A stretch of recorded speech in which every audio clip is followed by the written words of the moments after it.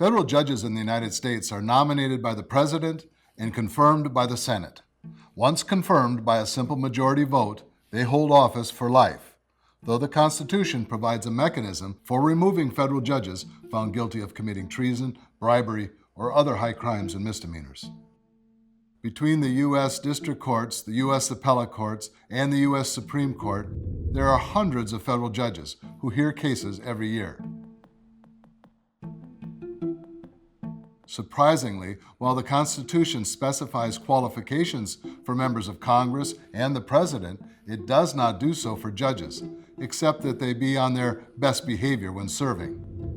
When selecting a new judge or justice, when a position is vacant or a new position is identified, the President submits a nomination to the Senate Judiciary Committee reviews and investigates the candidate, and generally holds a confirmation hearing, in which the nominee is questioned in order to investigate their background and qualifications prior to confirmation. The committee then makes a recommendation to the full Senate.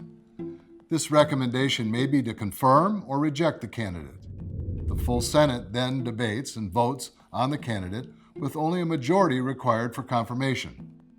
The judge or justice then receives a formal commission. Although federal judges have a life appointment and typically only leave office through resignation, retirement, or death, they can be impeached and removed from office for misconduct. This is rare, however. Between 1803 and 2010, only 15 federal judges had been impeached by the House of Representatives, of which 8 were convicted and removed by the Senate, and 3 resigned before Senate proceedings began. Traditionally, presidents have attempted to nominate candidates to federal judgeships who have an unblemished professional and personal history. Scandals or legal controversies typically hurt a candidate's chance for confirmation. Age also plays a role in how attractive a nominee is to the president. Because federal judgeships are lifetime appointments, a newly confirmed judge can potentially serve on the court for decades and help extend a president's legacy for decades after he or she leaves office. This long-term nature of federal judgeships was intended to insulate them from politics, but because of the enormous power judges wield through their decisions, their confirmation hearings and debates have become a major source of political tension. Presidents may also consider the demographics of potential nominees. Historically, federal judges have been white men. The first woman federal judge took her seat on the U.S. Customs Court in 1928.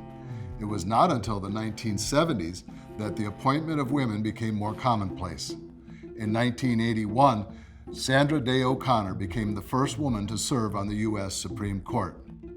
Moreover, federal judges were exclusively white until 1937, when African-American lawyer William Hastie was appointed to the U.S. District Court of the Virgin Islands. In 1967, Thurgood Marshall was confirmed as the first African-American Supreme Court justice. Until the late 20th century, most federal judicial nominees were confirmed by the Senate with relative ease. Historically, some 90% of judges were confirmed. But beginning in the 1980s, this started to drop. The process became particularly contentious when the president was of a different party than the majority of the Senate. It wasn't uncommon for senators to try to filibuster a controversial nominee's confirmation. The escalating tension surrounding federal judicial confirmations has resulted in changes to rules for the filibuster.